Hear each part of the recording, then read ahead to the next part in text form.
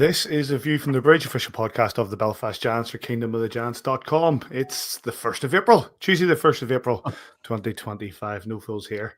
My name is Patrick Smith, joined by the Belfast statistician David McGimpsey over that side, if I do that right, and the local hockey legend that is Simon Kitchen. Over the next hour, we'll bring you through all the news and views of the Belfast Giants from the last week and a whole lot more beside. We're live or on demand on YouTube, X, Facebook, and you can listen to us through all the really good podcast providers. If you're watching us live on any of the platforms, get involved with the comments in the chat box, and we're always watching. We'd like to see one of your comments on screen. In the last week, the Belfast Giants scored 20 goals but conceded 10. Specifically in one game, they conceded 5. That means that we are going into the final. Dave's going to say 4. We'll come to that in a minute. The statistics say 5. But it means we are going to the final weekend of the Elite League season, needing 4 points from 2 games to be sure of winning that Elite League title. Anything less than that, and there's all sorts of permutations. We need those 4 points. On this week's show, we'll talk about those 3 games. We'll be joined by Matt Nickerson, whose name is on the roster for Adam Keefe's testimonial. And in about a half hour's time, we'll reveal to you the next name on that roster, and that player will be coming to join us for a chat. Mr. McGimpsey, how are you? All right. Very nearly wasn't here. Locked myself out of the house earlier. Had to go and borrow a ladder. Climb back in through a window. Things I do for the podcast. Or just to get into your own home. Well, How you doing, mate? Going out without the keys, like, so what can you do? That's it. Don't lock the door behind you. How you doing, sis? Yeah, I'm all right. I mean, I've seen my face pop up there on the intro. If you got me a millisecond early, I have my finger right up my nose. So it's made thank goodness you didn't do it there. But yeah, I'm all right, man. I'm okay. You two are going to have to carry me. As I said last week, I was having a bit of an excessive standard. Thanks, man. Yeah, I had a bit of an excessive weekend, and I'm feeling it today. A lot of good bands, though. Seahorses, Davy. Remember the Seahorses? In Spiral Carpets. All time. Blinded by the Sun, mate. Played Blinded by the Sun at the end. What a tune. What else would be my favorite? You can talk to me. Happiness is Egg-Shaped is probably my favorite of that album. Loves a circle. Chris Helm from the Seahorses did an absolute stunner of a set. As did for Peter. All those young kids, let's get away from the hockey anyway. For all those young kids that don't appreciate or never got to listen to the Seahorses in the 90s, go buy the album. What's the album called, Paddy? Myself over there. We'll put it up on our Twitter. Great from memory. We'll not put it up on our Twitter. Chris Helm was busking in the street, and John Squire walked past him or something, wasn't it? And was he was telling on stage the way he was telling all these stories of how he got involved, and it was a case of just John Squire coming up and saying you're good, and then he had all these songs, and Squire, obviously fresh out of the Stone Roses. Squire had sort of split the Roses, hadn't he, at the time? And and just left by some great stories from a mate where they went to where he got his mates to sneak him into Nebworth, but he wasn't allowed to tell anybody who John Squire was in his band, but his girlfriend at the time was telling everybody. Some very, very entertaining. We had him in Spiral Carpets, Peter Hook, the Wonder Stuff. Good Yourself. The album was called. Great. Ash as well, thought on Sunday night, fantastic. You sent the video. You also sent some videos at 3 a.m. Did I? Like I say, suffering today. Suffering. Right, let's get stuck in. I might do a lot of coughing as well. Let's get stuck in. The Belfast Giants had 3 games in the last week. As I said, we scored 20 goals, but conceded 10. 2 wins of the Fife Flyers and an unfortunate defeat at the hands of the Manchester Storm. Let's start with that last Wednesday's game against Fife. Let's hear from the coaches. Yeah, not the way we want to start the game. We didn't want to do anything to give them life, and obviously give them a 2-goal lead. Not ideal, but the guys battled back, and got the job done at the end. Most important thing for us right now is the 2 points, and we got that. We had a great start. Obviously, we would like to go into the second with a lead by 1, 2 would be great. Down 1, it is what it is. And honestly, if I told the guys we were down 1 after first, probably would have taken it because we were expecting a huge pushback. Belfast doesn't want to play 60 minutes against us. They want to get it done as quickly as possible, and it took, unfortunately, 25 minutes tonight. We had a great first 20, and then we were kind of expecting that push that they gave in the second to start, and we just shut off, and the compete just stopped, and and it's probably the first time I'm going to say it, but we got a group of guys that have been through a long 9 months and they just want the season to end. And we saw it for 5 minutes there, and then they kind of gather themselves and finish it out. So just told them to handle this like a playoff series. We're back in the same building. A few guys probably feel a little bit better about their game after third period, and we'll see what happens on Saturday.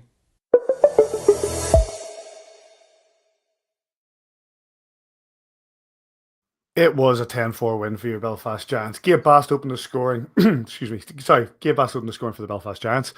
Scott Conway, JJ Pickenich with a hat-trick, Bobo Carpenter with 2, Jordan Karaguchi with 2, and Grand Mismatch with 1 for the Fife Flyers. It was Sichi with a power play goal, Caruza, Craig, and Martineau with a power play goal for their 4. And yet, nets for the Belfast Giants was Jackson Whistle. Davy, like I said, the Flyers opened with 2 goals, took that 2-0 lead, and then the Giants just basically woke up. And you heard it there from Johnny Curran. At times you felt that these boys are just like, this season there's only got a few games left. We just need to see it out. Yeah, listen, I spoke to probably you and Sis after. Probably one or both. Says it's really good to me. He phones me most games on his way home, and we chat through the game, keep him company on his way back to Newton Ards, and we're talking through the game, and we're talking like it's difficult when you're playing at something that's not at much more than a rec pace. And it was difficult to do it 2 nights in a row, and then expect to almost turn it on Sunday without trying to take the game as a thrill. We'll take the games as they come. Yeah. Didn't start on time, went behind, had to fight back. Don't think we were under ever that much pressure that it wasn't gonna, once a goal came, the sort of broke the boom, and then it was fairly much plain sailing after that. Not to be disparaging, Johnny Curran said himself, those guys probably just wanted off the ice at certain stages of that game, and we were coming in waves, and guys were padding stats and getting opportunities, more ice time than some guys have gotten a long time as well. So Jeff Mason's interview was short and sweet. It was about the 2 points, and we got the 2 points, and it was a move on. Don't know what else I could say about it. It's one of those things as well. Like, we talk about this all the time about how, when you start to score and you start to run up the goals, is it within like the morals of the game just to keep doing that, or do you just at some point go, right, lads, we're not getting anything back here. Let's just take the foot off the gas, because you don't want things to get ugly.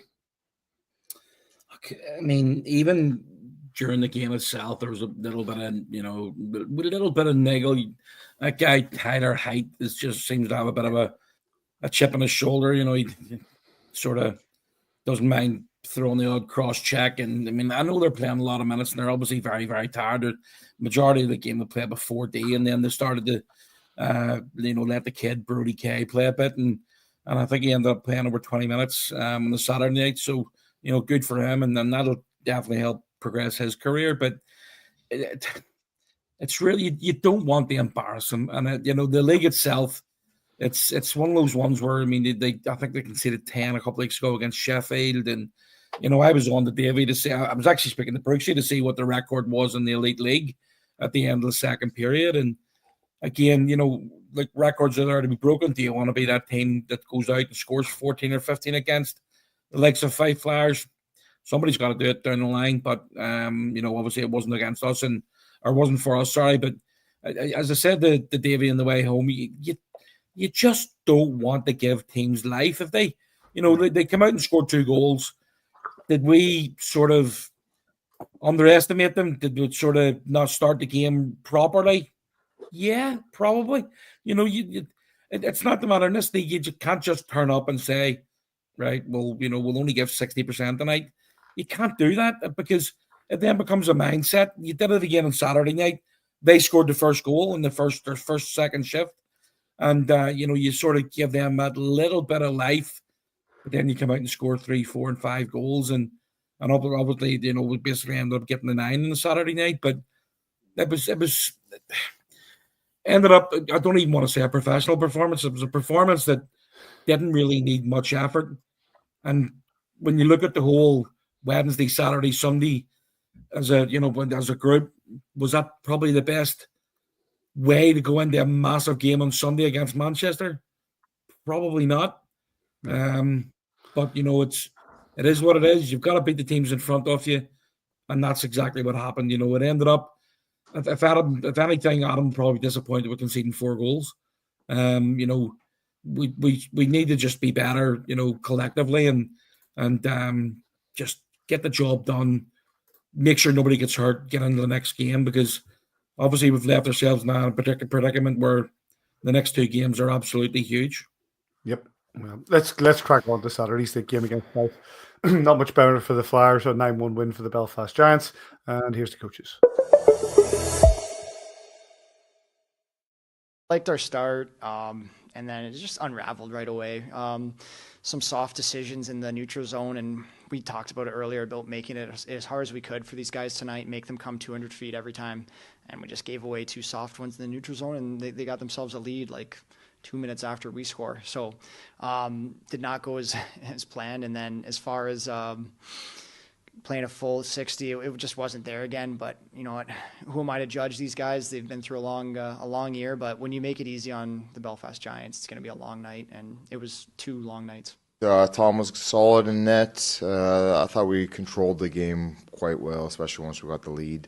Third period, I think that's what you saw. We just kind of, you know, we didn't take too many risks and took a shots when we had them. But, you know, ultimately just managed that third period quite well, given the scoreline. You know, obviously Fife has had a real uphill battle this year, you know, through injuries and just short benched and everything they've had to deal with. So, unfortunately, you know, we have a job to do here, and the guys got those 2-1s under their belt. And now we have a really important game tomorrow against Manchester, who's going to come in here really hungry for a win. You know, they're fighting to keep their playoff hopes alive. So, you know, the crazy thing is you go from this level of pace to a much different pace tomorrow. You know, it's going to be a playoff style game tomorrow, so we're going to have to elevate our game here quickly.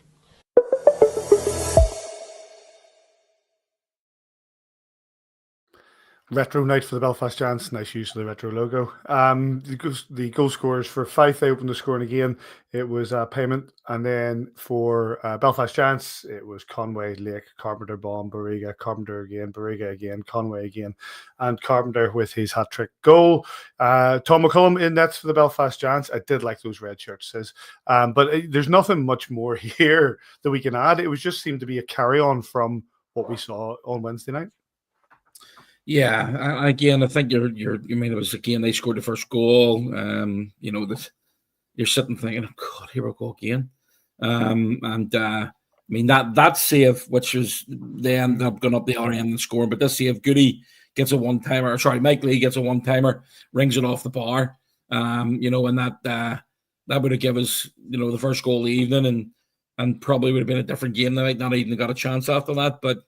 Yeah, that's very, very much this. To get off and running, and you know that's the third game. Obviously, 3 games in a row there we conceded first, and you can't keep on doing that. You know, it's a slow start. With every game this week has been a slow start, and we need the absolute opposite of that against Nottingham this weekend. You know, Fife scored in their first shift last Wednesday, the second shift on Saturday, and then Storm got their first shift on Sunday. So, good finish by Payment, and obviously, you know, that gives the Flyers a little bit of a boost, but that's all sure road for them. And unfortunately, again, for them, they've been out on the wrong end of another 9-goal punching lesson by the Belfast Giants. There wasn't much different, as I say here, Davy. You know, Tom McCullum in nets did a good job, but he didn't face much, and the Giants just kept coming in waves. No, I thought Jackson and Tom had actually pretty solid games across the course. I think what they conceded was there's a few individual mistakes where we coughed pucks up in bad areas, and you know, he used the old cliche, hung him out to dry to an extent. You know, he also made some absolute monster saves on Saturday and Sunday. Things could have been much worse on Sunday, but it's not again not much to be gained from this game other than but by the way. Not questioning anyone's professionalism. It's more about hockey's a real game of momentum. And those 2 games on Wednesday and Saturday, I think sucked a lot of momentum out of energy levels and all. I don't mean loss of energy, just low energy as in your intensity has dropped, and then you're going bang on Sunday afternoon. You're supposed to be on the bay of the bang, 4:05, you need to be forechecking, you need to be up and down that ice like a track meet. And we just couldn't match the intensity because we'd dropped off, I think, just so much from having these two games. I know, go back to that, me and Simon talked about it on the way home the other night, and I'd said to him, do you think these were the best preparation for the game against Storm? I think we both agreed that probably not, but you got to go out and try and do a job. And unfortunately, we'll go on to Manchester, but I don't think there's much point dwelling. Like the Fife goalie faced over 100 shots in those two games. You got to give him a bit of credit there. Made some. There's one save, I think it was the Sunday afternoon, where Longer goes to dump it in, go for a line change, and the goalie takes a little step as if, oh, you're going to rim it around the boards here. I'll just drop into the trapezoid here and crack it. And Longer just manages to close her wrists on it and put it on goal. And it's a heck of a save. I don't know if it's in the highlight reel or not, but it was a heck of a save. I came up with some big saves. You obviously do if you face 104 shots, I think it was over the 2 nights. So, energy sapping. I assume Shane Owen just isn't ready to go at all, because it seemed almost cruel. The Loud Varsity faced 19 against 19 goals over 2 games. It's just, I was confused as to why we didn't see Shane Owen at some point. Yeah, but it's one of those. There's not an awful lot, I think, to be gained from these 2 games, other than they were fairly routine, albeit there was bumps on the way. It was a fairly routine 2 points, and some boys got a few numbers built up, and hopefully that gives them a little bit of confidence going into the real key games of the next 3 weekends. I don't think there's much more to say here, boys. So let's crack on to the game that's had more of a consequence, I guess, over the course of the week, and that is the game against the Manchester Storm. A 5-1 win for the Storm at the SSE Arena. First thoughts are, of course, the 2 coaches. To start off the game, giving up a 4-on-2, that's a bad way to start, and to give a team that's fighting for a playoff spot life like that from day one or from shift number 1, and then we have to chase the game. That's a bad way to start the hockey game. We had some good shifts, but I thought we were pretty perimeter. I thought the battles around the net, Manchester were hungrier and heavier in those areas. And the reality is we didn't get enough scoring tonight, and we made way too many big mistakes that end up in the back of our net. And even we get a power play there, we take a penalty.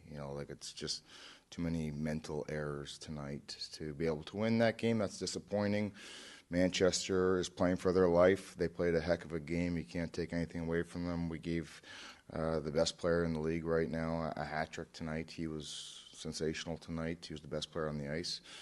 Big reason why they're leaving here with 2 points. Like I said, it stings for sure.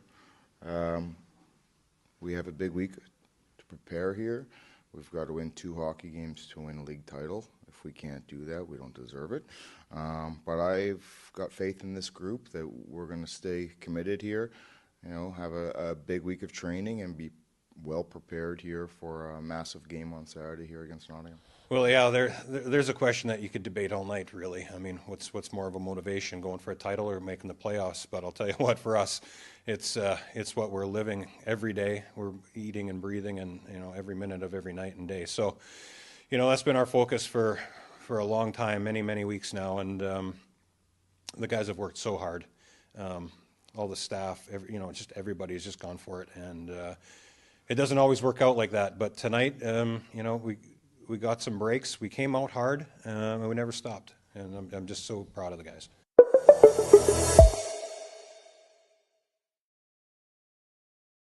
The only Belfast Giants goal of the game came from David Goodwin, 5 minutes and 30 in.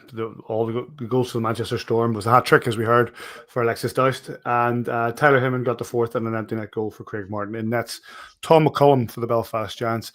He was described there, Davy, as the best player in the league right now. He has 66 points out of 52 games, and Alexis Doust was no doubt the best player on the ice on Sunday night. Played well. I think 5-1. I gotta be careful here. Don't get accused of having peeled specs on or whatever. I don't think it was a 5-1 game. It was good pushback. There's definitely nerves in the building before the start of the game. Tension within the crowd, maybe passing on or vice versa, tension from the players passing on the crowd, whichever way around you want to look at it. Didn't start well, obviously conceded the goal, but the pushback, and I thought when we equalised, it was a weight coming off the shoulders of the players in the crowd, and I thought from there we might go on and do better. I think we fired 60 shots, there 20. We controlled large portions of the game, albeit from the outside a lot. Didn't win those little battles, and when there was times the game came into real physicality, and I think the likes of Ouellette and stuff, that rink rat mentality, got under the skins a bit, and we just couldn't. It was a 2-1 game for a long time, and then that third goal, I think, just completely. I don't know what your opinion is, Simon, but it felt like that third goal just took all the wind out of sort of any pushback we had going, and unfortunately, we just didn't have it in us on Sunday night just to get that equaliser or get that pushback. We took bad penalties at bad times, or there were certainly bad penalties called at bad times as well. And obviously, we lost Gabe during the game as well, which didn't help. Things had to jig round, a couple of bad mistakes, seeing people jig round as well, and longer drops back on D and stuff. It's just that we just didn't. You need a bit of puck luck sometimes, and I just think maybe on Sunday we run out of that wee bit of puck luck. We lost the momentum, I think, from the 2 games against Fife, and just wasn't meant to be on Sunday for us. You said a few times, both of you have said that maybe the 2 games against Fife wasn't the best way to warm up for this game. We spoke about this game last week and about how this was the danger game of probably the run. The fact that the Manchester Storm are chasing down the Dundee Stars, now only 2 points behind them going into the final weekend, chasing that final playoff spot. And says the Manchester Storm, who defeated us in Manchester only a few weeks ago, came in here, knew how to play us against us again. Defensively, I didn't think we were great, but we certainly had chances to win this game. I don't think we did. I mean, to be honest, I thought Manchester's desire was much more than ours at the weekend. I thought that, they get that first goal. Douse, fair play to the kid. He's a good player. He's a really good player. He gets that first goal, his first shot on target. He's left all alone at the back door, and then it sort of went on from there. They get their second one again, just outnumbered in front. And Adam said it right on the interview after the game. It just looked like Manchester wanted it more than what we did. They came in there right on Saturday afternoon, and they rested Saturday evening. We got a game against Fife, and okay, it's not the toughest game I've ever played, but it's the energy levels. You're playing 3 games in 5 days. They played Wednesday and didn't come out until the Sunday again. Sorry, I just thought we sort of lacked a bit of.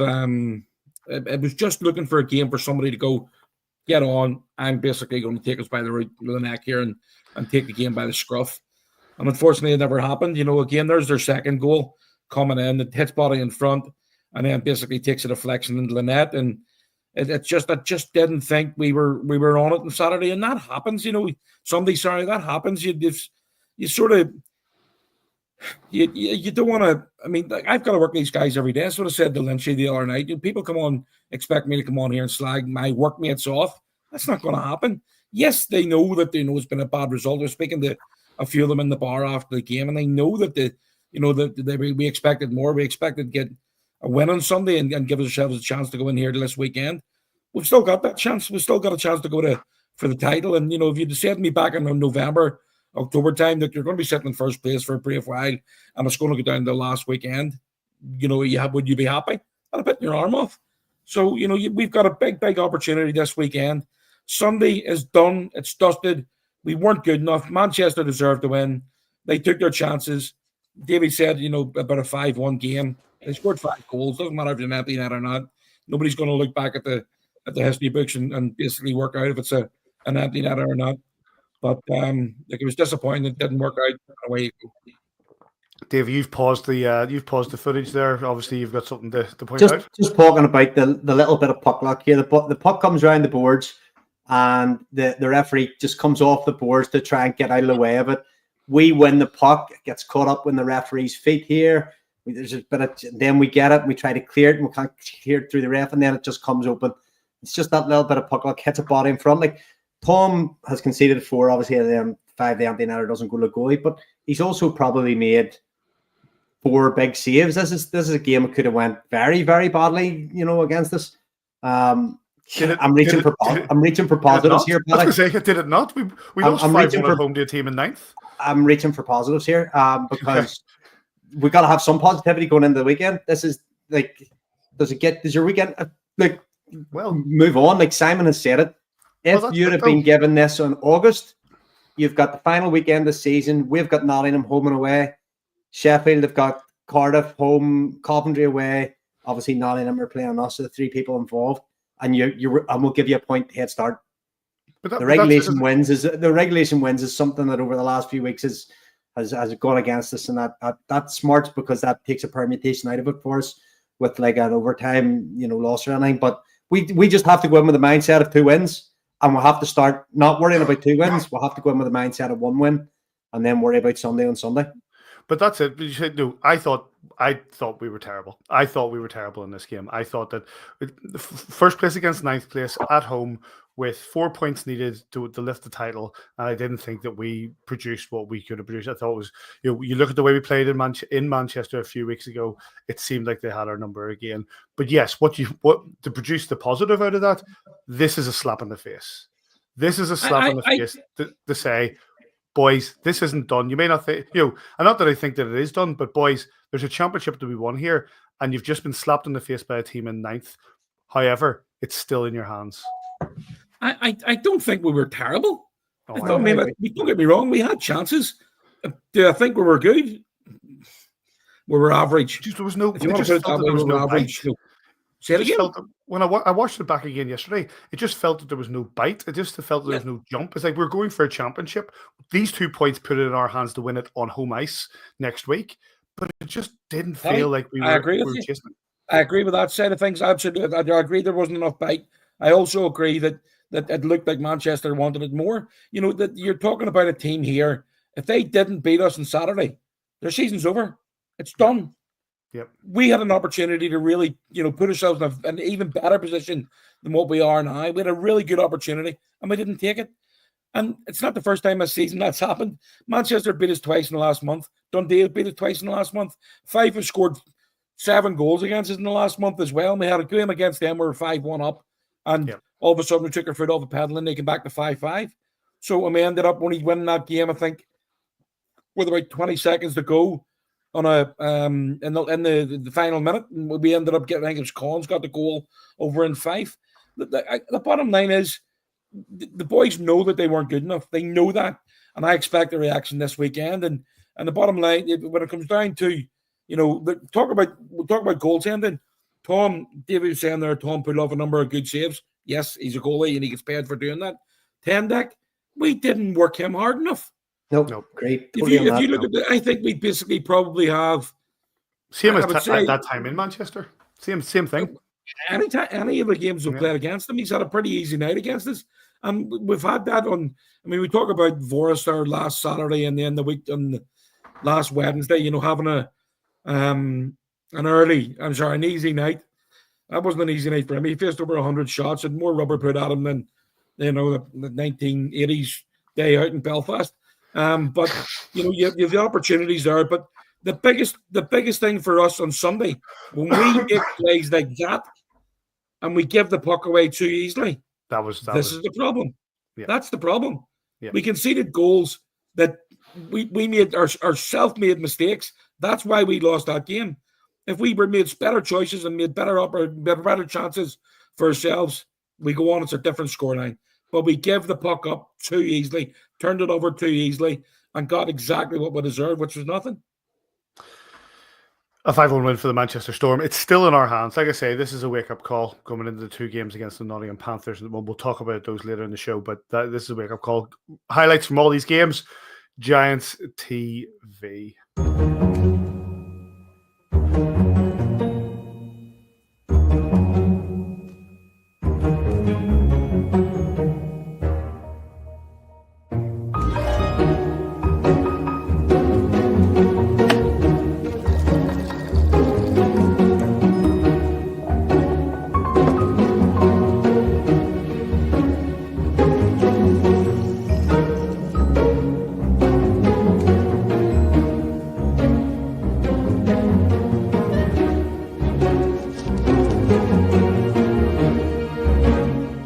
save the date.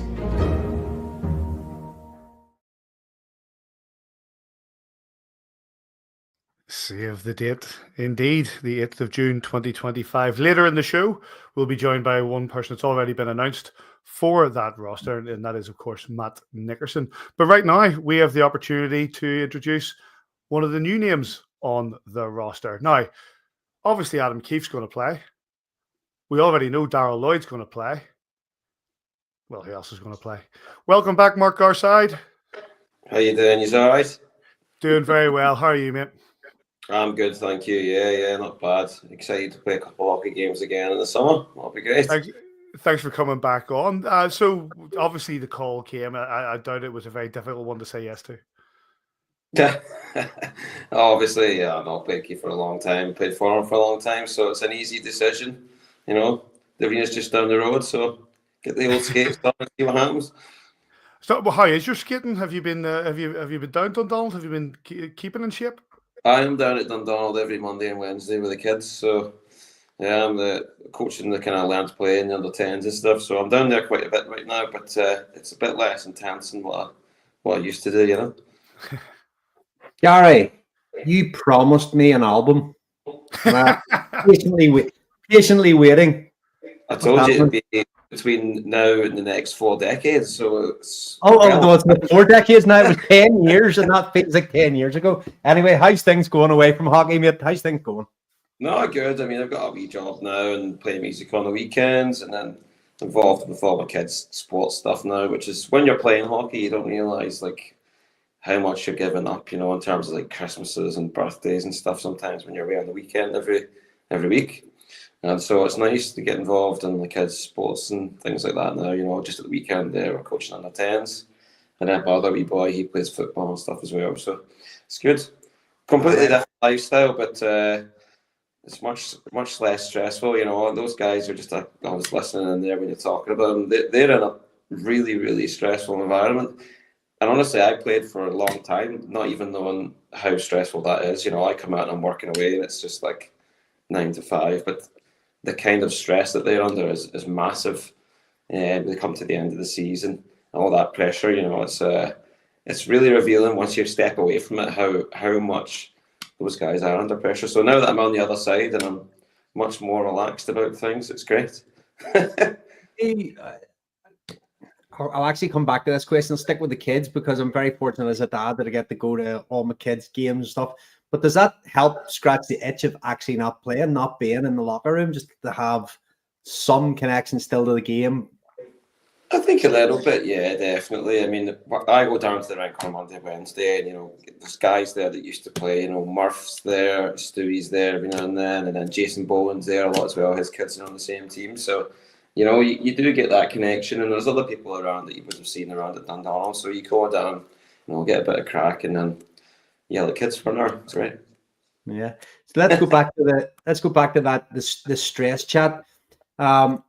It's easy, I guess, as fans to go stressful. Imagine being able to be a hockey player for a living. You know, it's not a real job. But like, talk to us about that actual tangible. The guys talk about this. One, the season's so long, and it is a 54-game playoff series because we'll talk about it often. If you drop points in September, comes back and bites you in the arse in April. Like, this is a long, old, stressful time, but it's also a great opportunity with 1 weekend to go. If you'd been offered, we don't know if you've seen it at the start, Gary. If you were offered this in September, you've 1 point clear, you've 2 games to go, 1 home, 1 away. You'd bite their arm off for that, wouldn't you? The opportunity.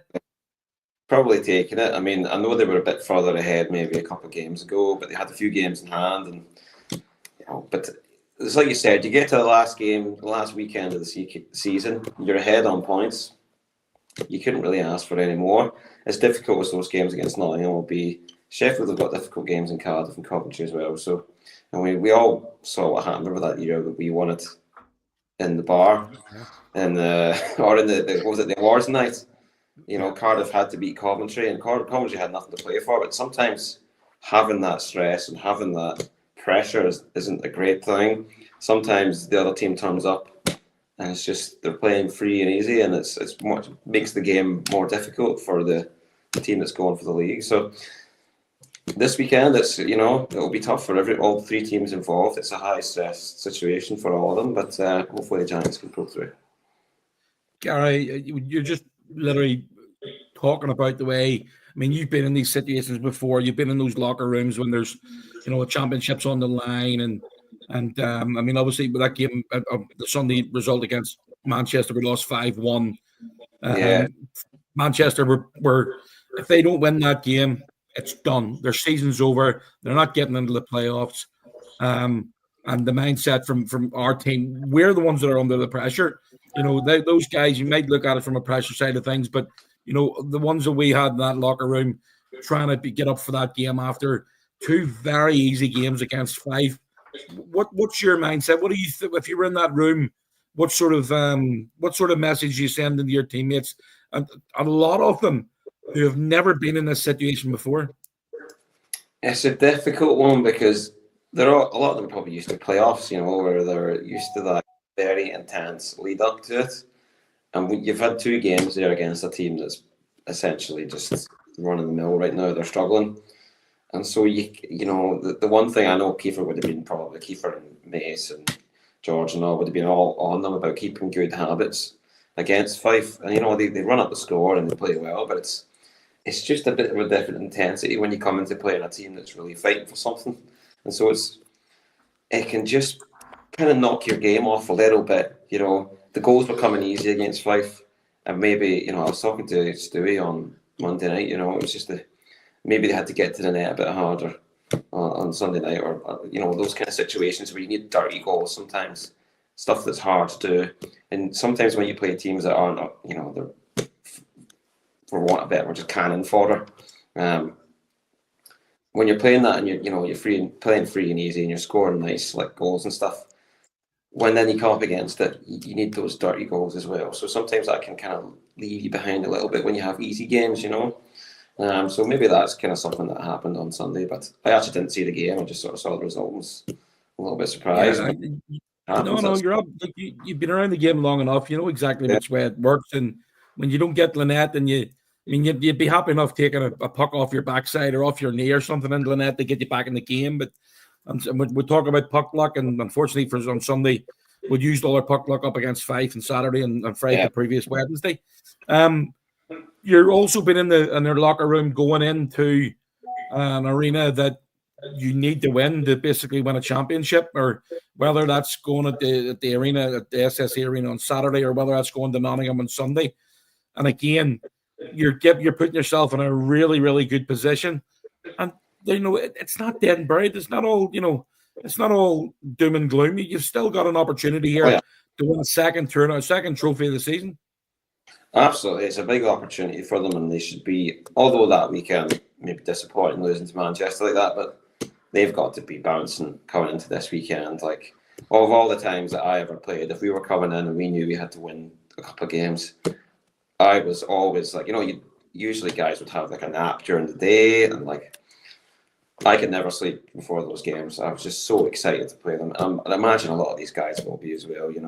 Winning the leagues, it's different to sort of the playoffs. It's a long slog. It's a lot of pressure. And obviously I played for Keefe, and I know he really puts the pressure on the players, There's high expectations at the Giants, so it is a pressure situation.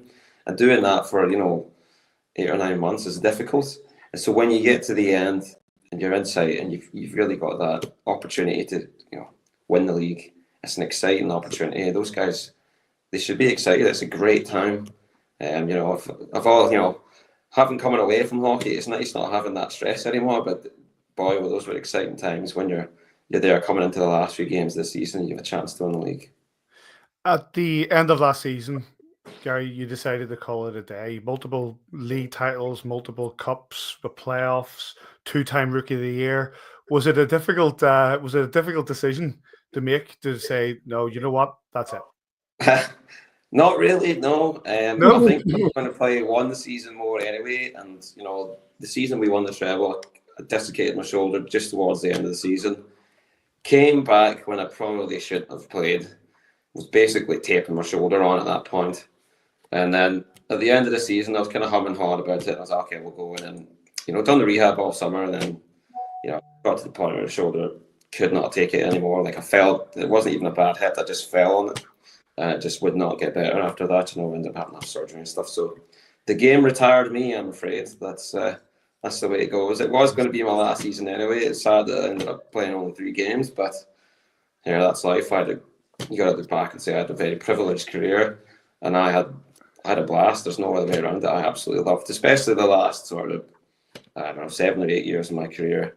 I had the best time, with great people around and stuff, good dressing rooms, won a lot of trophies. So all you can say is thanks very much. And, it's sad to be leaving, but eventually time waits for no man, Yeah. When you look back, between the time of the Giants, the time before, like of Edinburgh, or even before, and GB as well, what stands out the most? What one memory do you think, that was a great day?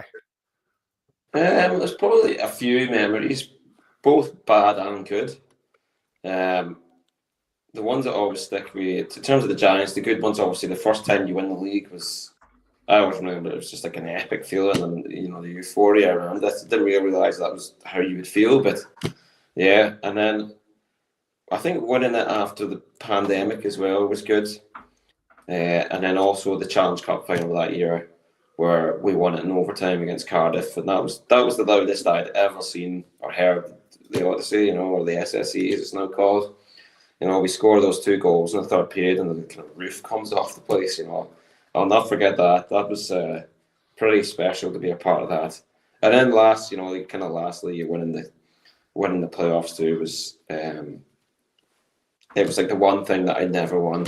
I think I'd been in about 4 or 5 finals and lost them all. So then we're going into like the second period, and Cardiff had actually kind of blown us away a bit without scoring until the end of the period. Well, that was the best they had, and we kind of turned it around and started taking over the game, the second period, and then eventually we won the game. So that was a special memory as well. My boys were in the crowd to watch it. So no, those were the good memories. But you also remember the down times as well. Like I remember we were in Croatia with GB, and we only had to beat, I want to say we had to beat Ukraine in the last game, and we lost 2-1, and that was just like big down memory for me. And then there was a playoff final as well. The year that Paul Lady was coaching, we lost the playoff final in overtime as well. So I'm really hurting after that for a period of time. But those are the things that drive you on, and those are the things that make winning so special as well. You have to suffer defeat, in those final games to make the games that you win extra special. Gary, let's bring it full circle, right back to the start when Paddy introduced you about what you're here for tonight. The Adam Keefe testimonial on the 8th of June. Save the date. There's been some great announcements. Going to be back in the locker room with a lot of boys, and the whole weekend. Those boys will be coming over. You'll be hopefully getting out for a sup somewhere and a bit of food, a bit of crack together. But must be something that you've been through testimonials your own. Probably Stevens, probably Collins. I can't think whether you were in Stewie's. But we had a number of testimonials, Todd and stuff around all around the time. They're a great occasion for the fans as much as the players. Yeah, it's definitely something, especially a lot of the older fans as well, who, would have watched guys like Darryl Lloyd playing, and like I remember even players now would ask me what like Keefe was like to play with, and I was like, yeah, he was obviously a real tough player and we hit hard, but you should have seen this other guy we played with, man. He was he could hit like a train, like nothing I'd ever seen before. It's tough to explain to people what guys like that are like. And then there's also other players coming back as well who we shared a lot of special memories with as a team and with the fan base and stuff as well. So it's really great to connect with the fan base that way. They can come and see some of the old heroes from back in the day. It really is a special occasion. It's funny. It gives me goosebumps sometimes, Gary, looking back, and you talk about older people like me and says that, but Paddy there. But, I thought you would leave me out there, mate. I was delighted about that. Well, when we've been doing this season 1 stuff because it's the 25th season, we'll talk about Rough, Burns, Riel, but like that line of Keefe, Lloyd, Garside is just firmly etched in Giant folklore. Like that's got to be something that you're proud of, man. Yeah, no, definitely. I mean, I remember when remember when we kind of got put together, and I think Doug Christensen was the coach at the time, and it was like, we're going to play, you two together. Obviously, he said, Gary, you've got to be the brains here. But no, I remember we went in the game against Cardiff, and that was when they played in the rink that was kind of like Manchester's, but worse. A tiny little rink, and they had. Do you remember Brad Voth? Big giant kind of tough guy. He was actually pretty good skater and stuff as well, physical. And the season before that, we lost the league by a point, and we weren't quite great enough in some areas, and so we signed Keefe and Loider. And I remember we played in the Cardiff, and they went wild in there. It was just made for them, that rink. They were hitting, they were just getting abused from the fans. It was absolutely hilarious, and a bit like, it was just great times to play, and to see them play that kind of game, where it was a proper like slap shot moment from the movie, and it's the fans are all hating on them. They're causing an absolute ruckus on the ice. It's a hit a second, every time the puck's dumped in, they can see their D getting more scared as Keefe and Lloyd are chasing guys around. So, great times. We obviously we weren't the most productive line in history ever, but definitely fun to watch. Productive enough. You talk about players getting abused by fans, Paddy. Yeah. Players get abused by fans. Yeah, He's been we talk abusive. to now. Well, let's bring in one of your teammates. Please welcome back. Well, another name on that roster, Mr. Matt Nickerson. How are you doing, Matt? Turn your phone 90 degrees, please, mate. Shit. What's going on, guys? Welcome back, buddy. How you doing? Gary, what's up? Look at the sunshine there, eh? Magic. How are you, Matt? We've lost them. We lost him already. That was quick. Can you hear us, Matt? All right. Oh. Hello. What's happening here? Can you hear us? Can you hear us, Nicker? He obviously got something. With great audio podcasting. You are listening to A View from the Bridge. Oh, yeah, so it's a well-known wonder. There we go. We're on the move. How do you hear us now, buddy? All right. Sorry, guys. That's okay, man. That's can okay. hear you. How are you doing? It was all We're frozen sorry. there No, for a we're second. sorry. I'm good. Gary was just enjoying the weather outside. I was there now. How are I'm you? sorry, guys. I thought it was for 5:45 my time, so I was outside training for the. I was literally running, and then I got the text. Are you ready? And I'm like, oh no! I thought I haven't showered. I was supposed to do my hair. I'm like, dude, uh-oh. Well, here we go. But here you are, Matt. How's the training going? We're heavy, but it's okay. Gary, you look like you're in shape. I'm just slim, mate. That's all. I'm not in shape at all. I've already had this text with Shedsy, and I was like, "Oh, how are you doing?" And I kind of text him out of the blue, and he's like, "Oh yeah. Have you been up to much?" He's like, "Yeah, just trying to get fit again so I can play two games and within 24 hours." Like a little bit panicky here. How's it going, guys? So when it comes to these sort of events, Matt, how much? Because like as far as I'm concerned, as far as a lot of concerned, the road to 20 is still on. So are you coming in here to get these goals?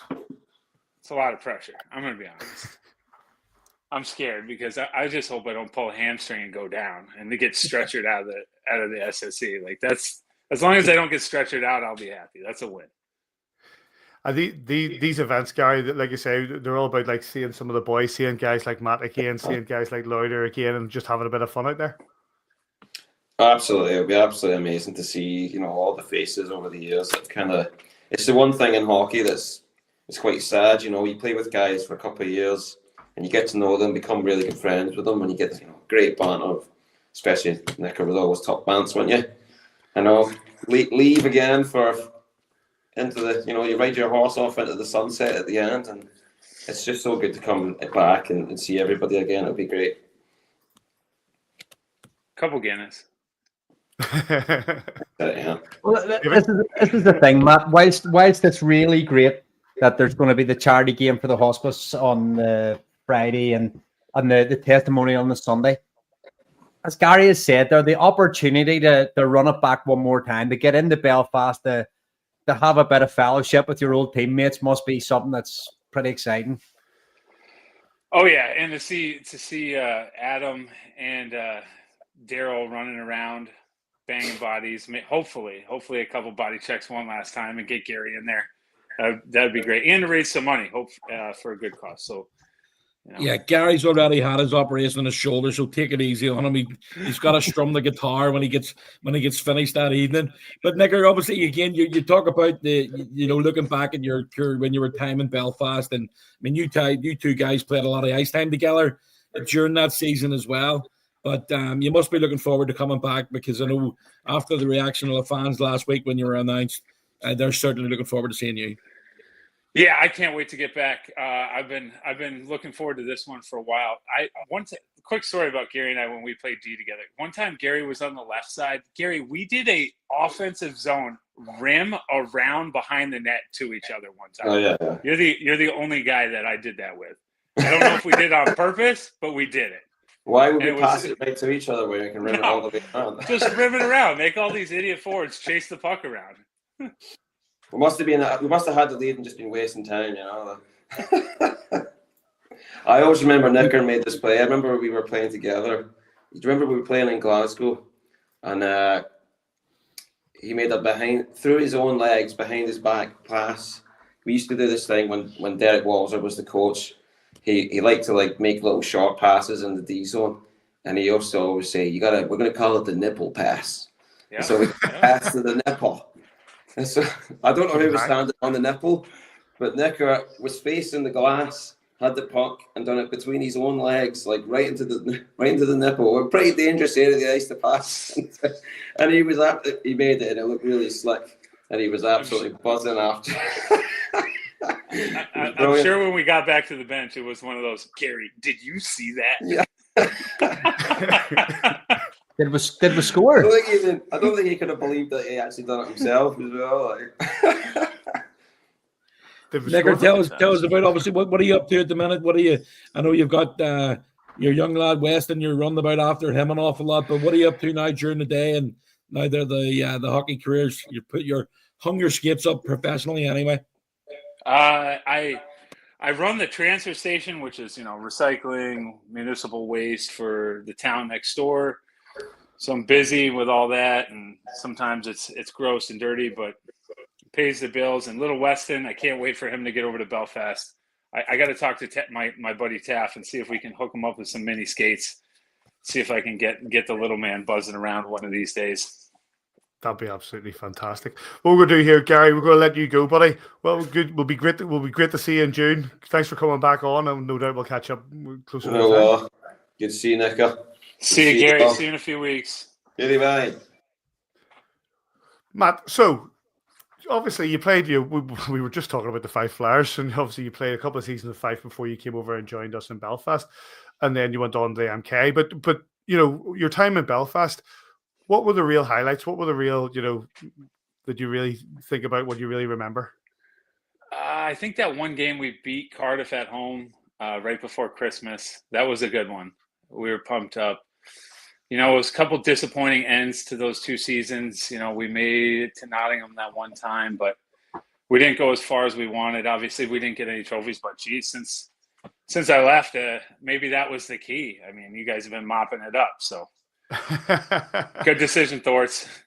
So, and we said today when the call came from Adam, because obviously, Adam wasn't just a teammate. There were a number of times that I remember there are videos you can go and watch on YouTube of when Matt Nickerson went toe to toe with Adam Keefe. So, it wasn't just as a teammate, but also as an opponent. What sort of when the call came, was it a difficult decision to come to Belfast and come and be part? To be part of to be a Giant.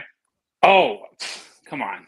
I was hounding him, trying to see if when are we doing this? I'm counting his years. I'm on elite prospects. I'm like, okay, we're in the zone here. When are we doing it?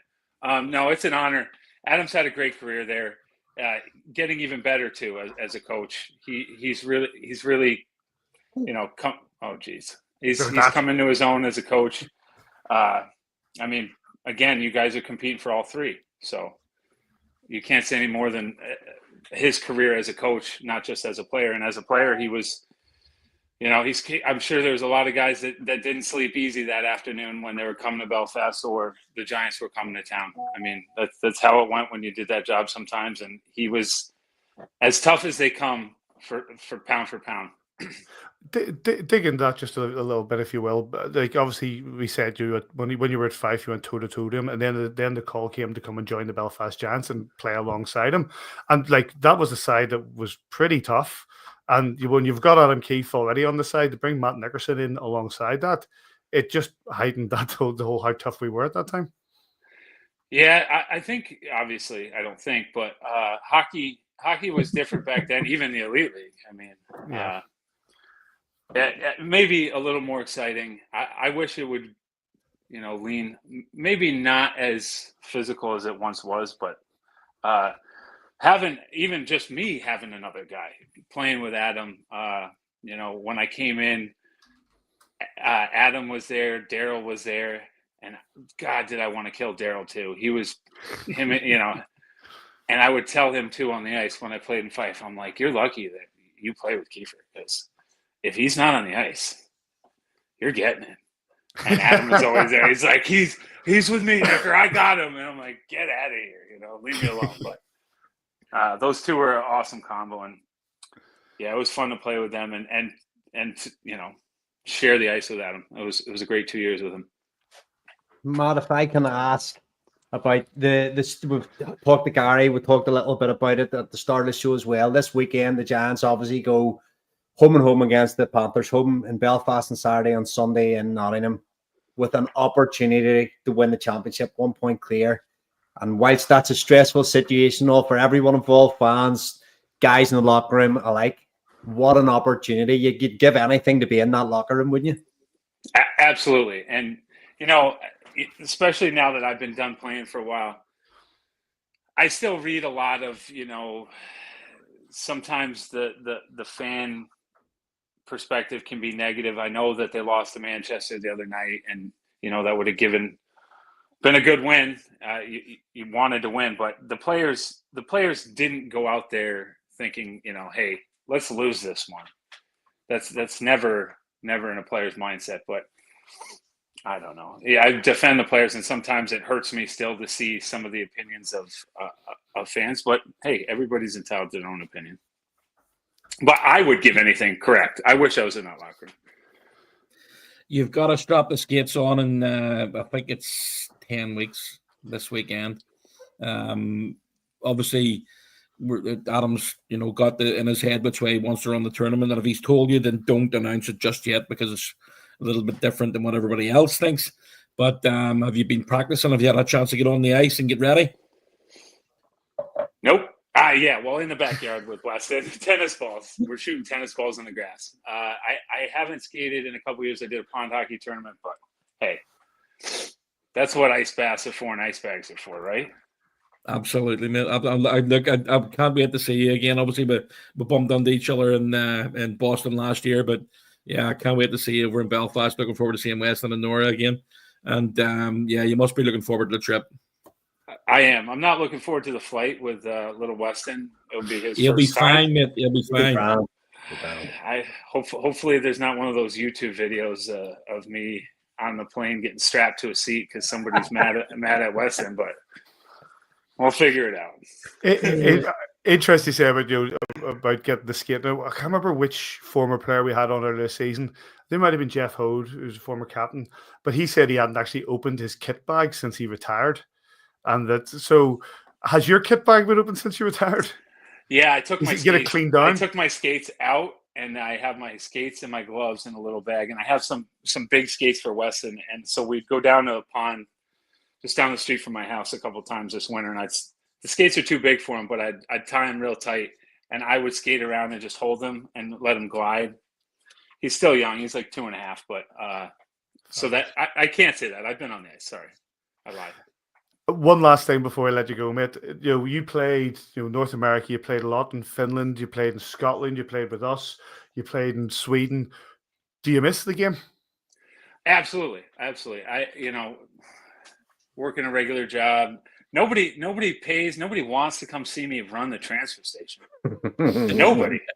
I don't know, mate. So Let's put it out there. If anybody wants, nobody. So, guys that are playing, I still listen to a lot of hockey podcasts, and I was listening to Eric Johnson with Jeremy Roenick and Tim Peel while I was running, and he was talking about how he cherishes every moment. He's 37 now in his playing career, and sometimes, I don't think you understand until it's all over and you don't have that opportunity to go to the locker room and that bond you got with your teammates, and win, lose, or draw, you come back to the room and you're beat up, and it was just such. I miss it. I cherish it. I cherish the memories, and I can't wait to come back and see a whole bunch of guys and a whole bunch of guys that I didn't play with, but make some new ones. just the odd double Stanley Cup winner being thrown in there as well. I know, jeez. We're gonna make him do a hot lap in warm-ups. Go out. Go ahead, man. Nobody's here to see us. Matt, listen, really appreciate you coming on and joining us. We look forward to seeing you in June, and no doubt it's going to be a great weekend. Patty, Davy, Simon, great to see you guys. A few weeks. Keep the beer cold. Take care, Cheers, Matt. Matt. Take care, Matt. See you guys.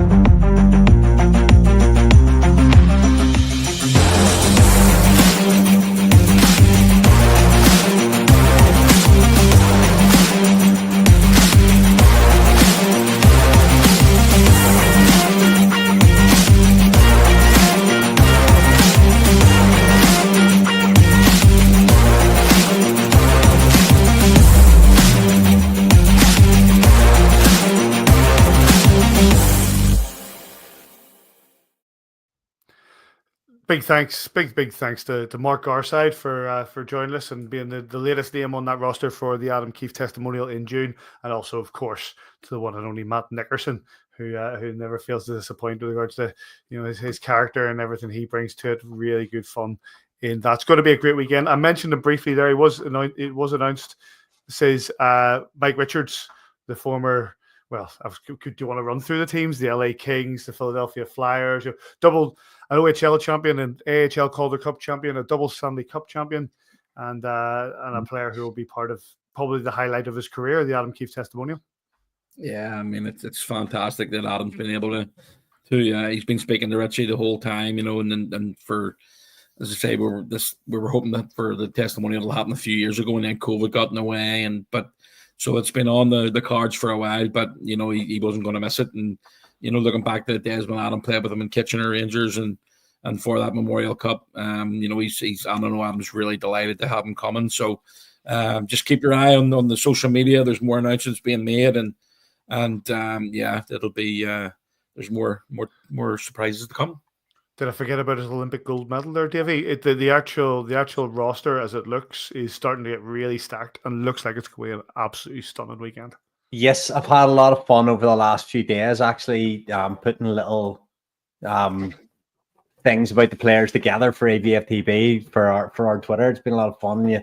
I was going through, Richie's list of things, like his gold medals and his Calder Cups and everything he's won. It was just some players have had great careers and didn't maybe come across the trophies that they maybe deserved, didn't get lucky at the right time. There's even players that came to Giants and came through years of like little mini droughts that we had through the sort of 15, 16, whatever, before Adam came, the Derek Walser years and stuff. And, guys didn't win. And then as Matt said, we've started to mop up a lot in the last 7 or 8 years, and guys come here because we're successful. And it's great to have guys who guys come to testimonial, help, come down and see these guys that have had like unbelievable careers. LA Kings, Philly Flyers, Kings. I was looking up again. Kings and Flyers. It would have been a big noise at the Flyers. Like we need that would be finish with the Caps.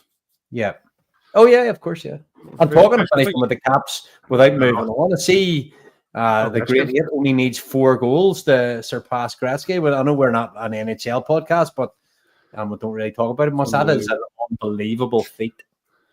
It's absolutely phenomenal. But like you look at the longevity of his career, but then the longevity of his career stands upon the longevity of Sidney Crosby's career as well, obviously. But to be able to play as long as he has have minimal injuries, nothing really sustained, have a Stanley Cup, which he celebrated like no player I've ever seen celebrate a Stanley Cup, and now be in a position, as Davy says, to overtake Wayne Gretzky's record of goals in the NHL. Stunning. Yeah. So, I mean, I'm pretty sure he broke his foot earlier this season.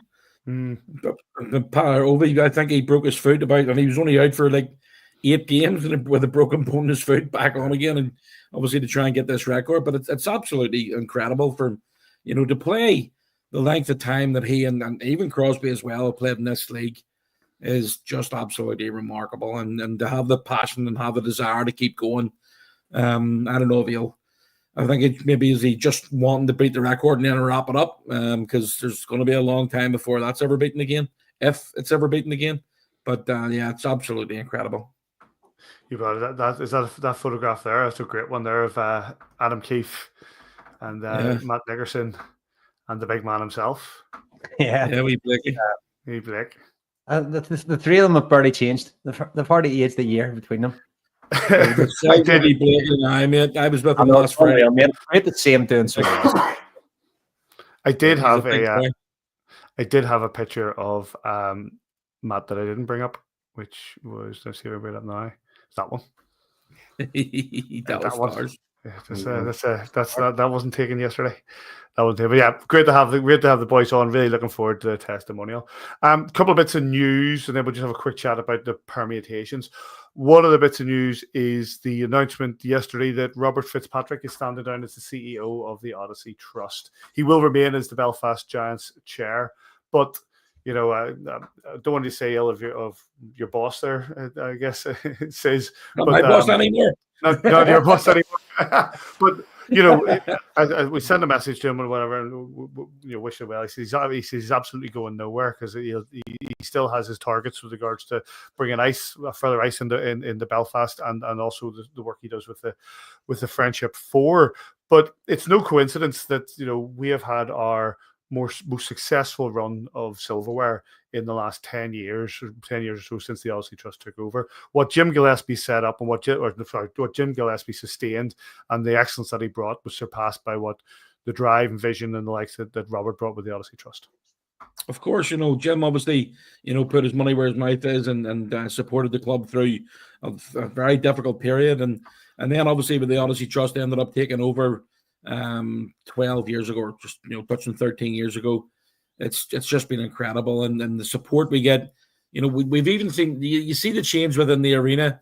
There's even the F&B team now are wearing the same tops and the same jackets and hoodies and stuff. Is that everybody in the arena has sort of come together and they realize that the Belfast Giants are a massive part of the organization, and that's all Robert. It's his dream, and you see him.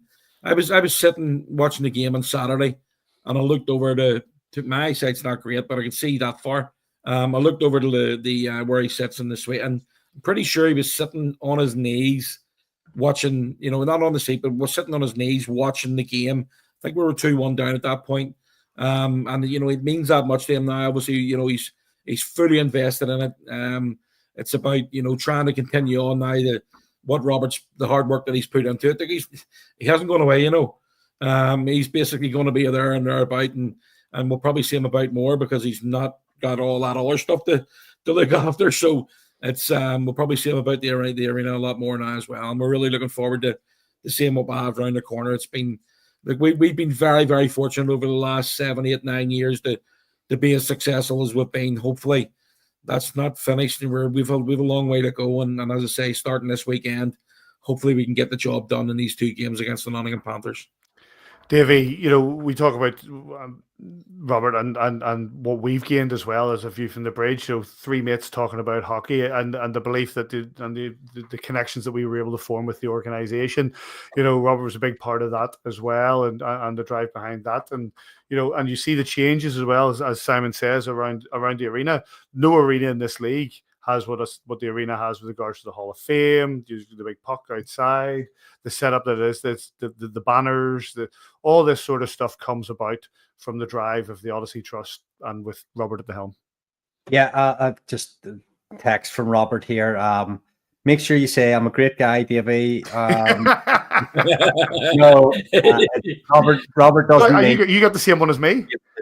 No, I know we're facetious because it wouldn't be right to pump Robert's tires. What he's done for this organization since the whole takeover, however many years ago, more than 10 years, isn't it? I think it's 12 now.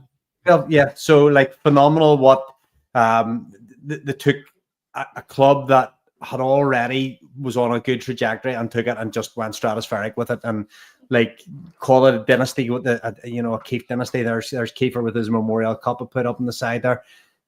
What Adam has done from, and that talk, if you remember Paddy talking in the sort of 13, 14s, 15s to Robert about his boot room concept where he wanted the continuity of players coming through the club that got it, and Adam can never not be accused of getting what it means to be a Belfast Giant. And then Steve Thornton obviously died in the wool, Belfast Giant. I like to think of these guys. I know says you work with them, and it's different when you're working for a club. But in my heart, I believe that all these guys are fans deep down, as well as head of hockey operations, CEOs, sponsorship gurus. I'm not sure what Laura's job title is, but all these people that work are tough and all, whilst they're all working so hard for the club to make the club successful. I think deep down we're all fans of this club too. And like we wouldn't be doing this podcast if we weren't like fans first and foremost of this club. All the other stuff we do that goes along with it, we're just lucky that we're allowed to be involved. But like, you want to say there's number one fan out there. It's hard to find like someone like Robert who came from different sports, wasn't into hockey until he bought a hockey club, and now like he'd tell you stats in the NIHL, he'd tell you who's doing well in the NHL. He's been to more NHL games than probably the vast majority of people that go follow this club. So we're very fortunate to have guys like this at the top that get how important it is to guys like us. And it's quite humbling sometimes when you talk to people like that, when they say like, oh, we're doing it for people like you. And like all the hard work that goes on behind the scenes, Simon, Steve, and Laura, and everybody in that office, and Glover, and all those guys, they do it for us. Yes, they get paid.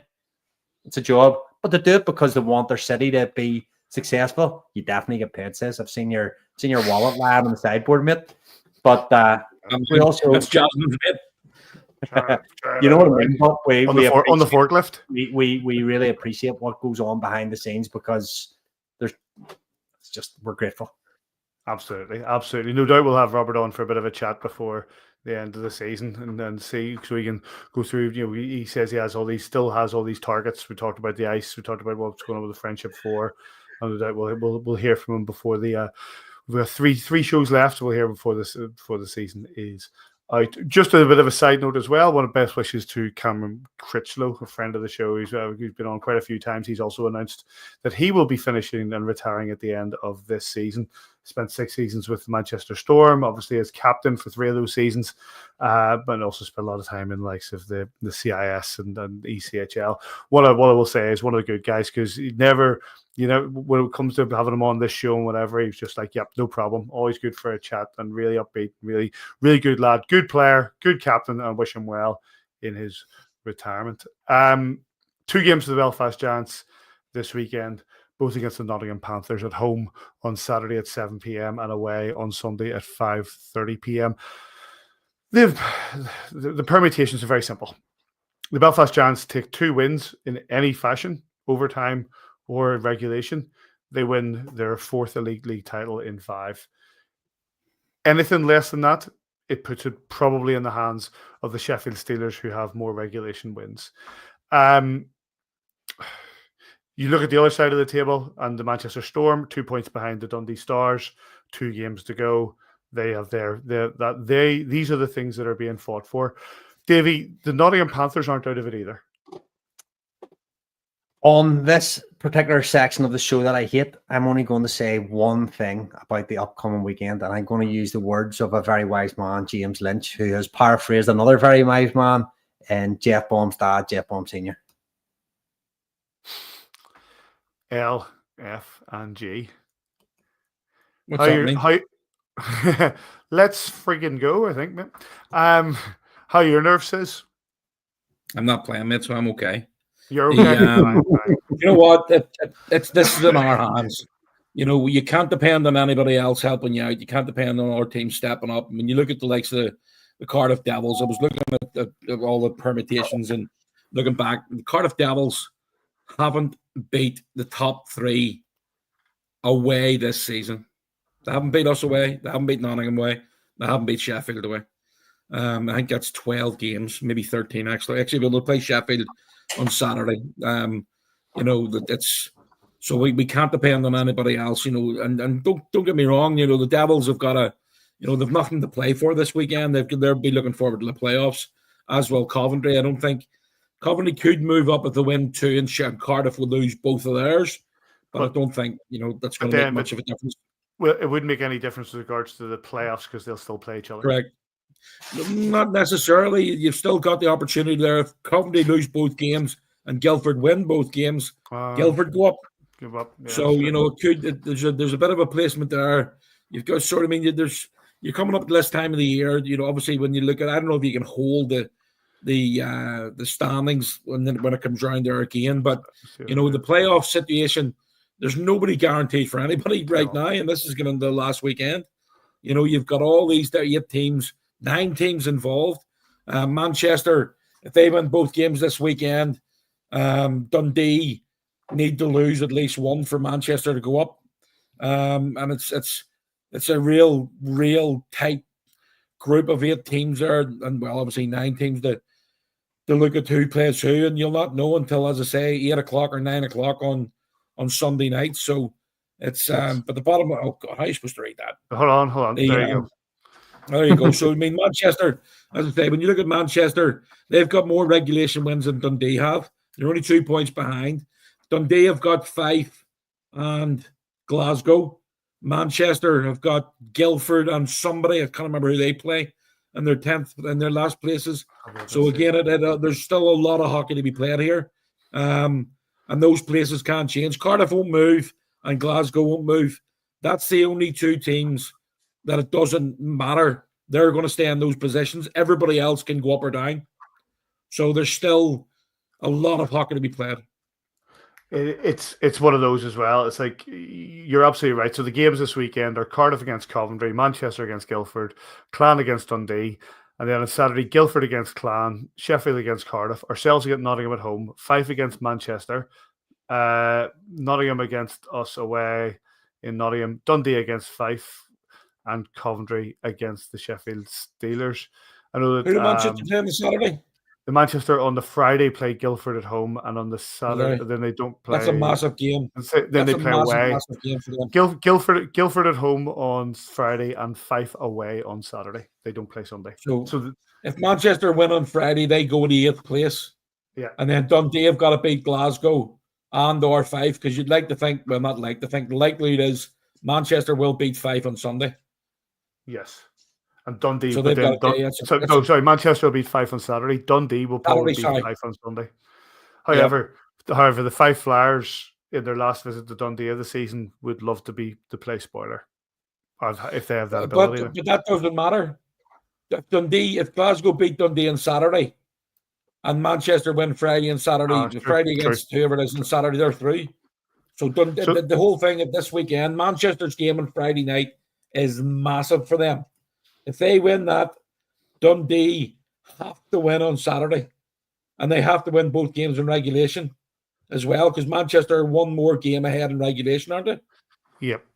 They are. They've 18.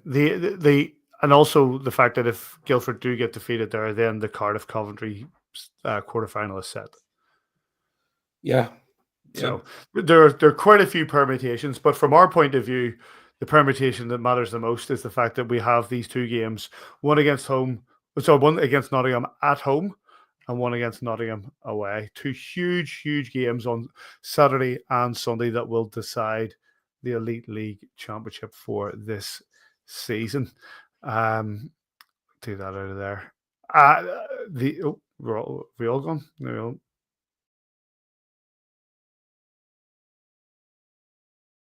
Back to this. There we go. Let's go back to this. Ultimately, you're right. you're both right in what you say with regards to it being in our hands and wanting it in our hands. Us versus us. Us versus us. I think that's what it is. I agree with you. Like, I have a slight nerve about Nottingham, not about Nottingham away, considering that we've struggled there.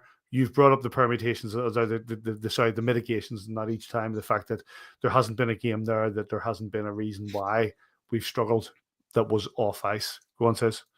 So there's also, again, if forget about Sunday, it's about Saturday. If we beat Manchester on Saturday, Nottingham are out. Sorry, if we beat Nottingham on Saturday, Nottingham are done. They can't win on Sunday no matter what happens. If we win on Saturday, that's the biggest game for us this weekend. There's no doubt about that. If we lose on Saturday, then we need Sheffield to lose either against Cardiff or Coventry. But the big thing is our game on Saturday is the biggest game for us, without a shadow of a doubt. Because as I say, if Nottingham lose, their Sunday's dead. They've nothing to do on Sunday. Do they leave a couple of guys who are maybe feeling niggles out for the following weekend against playoffs? It's happened before. So you just never know what lineup you're going to face on the last day when it doesn't matter for you. You know what I mean? And no pressure on you. Focus on Saturday. Saturday's all the focus. No point guessing permutations. Yeah. Follow Jonathan on Twitter if you want permutations. Can you see that? Can you see that message there at the bottom from Margaret Patterson? Stick that up. 100% right. That's it. No. The bottom one. No, sorry. No. That one. On our best day, we can beat anyone. We need our two best days to be this Saturday and Sunday. Correct. We need our two best days, but we need to start with our best day being Saturday, and we're able to Sunday. Yeah. And with that, Nottingham Panthers at home, 7 p.m. on Saturday. Nottingham Panthers away, 5:30 on Sunday. I believe that's sold out as well. We've only a few seats left, single seats left on Saturday as well. We've only a few seats left. Nottingham, I think Nottingham sold out as well. 2 huge games, 2 huge crowds. And this is what no doubt the people, the powers that be at the Elite League Towers were absolutely delighted at the way that this has panned out, that it's come right down to the final weekend of the season with 3 teams still in the running. And then we'll see where we are come Sunday. Any other business, boys? Yes, I've got one. I don't know if you guys are ready to put this up on there. We've got a new raffle up for grabs. Jeff Baum Jr. got a Christmas present, and he built it over the took a matter of weeks. I think it might have took him a couple of months, but certainly I'd still be at it. Okay. And he got a Lego set on Christmas morning when he woke up under his tree, and he built the Titanic. Now this one, I don't think it's got a chance of sinking because it's an absolute monster. But he is putting it up for grabs because he can't put it back in a suitcase and take it back to Texas for the summer. So he wants to put it up for grabs, and the money that will be raised, he would like to donate it to the Little Heroes Fund, which is the charity at the Royal Belfast Hospital for sick children. So please, if you can, I know we've got a few things this year which we've put up on Raffle site, and we really do appreciate everybody's support. But there he is holding his Titanic building or Titanic ship, obviously. Yeah. But it's unbelievable. Like, I mean, Lego wasn't like that when I was a kid. No, my goodness. I'm 100%. If I'm allowed to, says I am buying a lot of tickets for this. I would love to build that.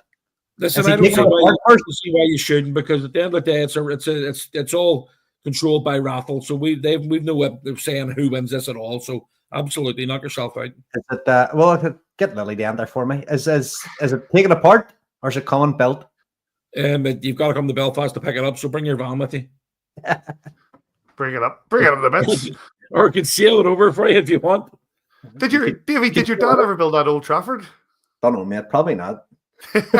he built in this room for 6 months in a box. He built a Land Rover that took him a year, which was quite a feat. So, but that's when he wasn't as well as he is now, and he's up and about a bit more now. So maybe once the old back and hips start to play up again, he'll get building at it. You know, the Old Trafford. I do love it. Those are brilliant. Yes, so the raffle is up and running. You can see it on the Belfast Giants Twitter and Facebook page. It's popped up there this evening, and you'll be able to see more. And we'll put it on our socials as well. Get involved, get a ticket, and you can get your hands on that and also donate to a good cause. Anything else, boys? I had, and I wrote it down, but I forgot, so can't have been that important. Probably was. See you at the weekend. See you at the weekend, says. That's the most important bit of business. Yeah, I'll see you. You coming on Saturday? Better believe it. Good lad. Joe's working Saturday, so I'm gonna, but then she's off on Sunday, so I'm gonna make more. I was going to bring the kids on Sunday, but it's too late now. They've moved it to 5:30. Time to drag them all the way down to Nottingham, and then try to get them back and get to school on Monday. Especially if I just want to stick around if everything goes well. Did you get a pass out? I'll Yep. see you on Sunday as well, then, mate. Because I'll see you on Sunday. I'm doing 18 hours in Belfast and out there Nottingham. Nice If it work. matters, we'll be in Nottingham on Sunday as well. Yep, nice That- work, boys. And with that, 2 games. Like I need to tell you again. Nottingham at home, 7 p.m. on Saturday. Get that on Giants TV if you've not got one of the seats that are taken and only a single seats left. And then 5:30 p.m. on Sunday at the NIC in Nottingham. And if you're not making that trip, then go and join Greener and Jonathan Bullard with regards to the commentary on that huge Massive. weekend for the Belfast Giants.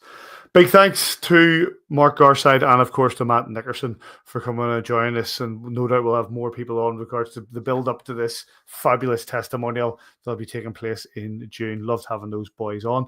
Big thanks, of course, to you, gents. You can get us at AVFTB on Twitter. You can get us on Facebook, Instagram, kingdomofthegiants.com, and all the normal sort of podcast providers, YouTube as well, and all that sort of stuff. Big thanks to everybody who's interacted and sent messages during the show. And, well, there's 1 weekend left. There are 4 points to play for, and those 4 points would give us a title. Wherever you are this weekend, we hope you enjoy your hockey. We'll catch you here next time on A View from the Bridge. Guys,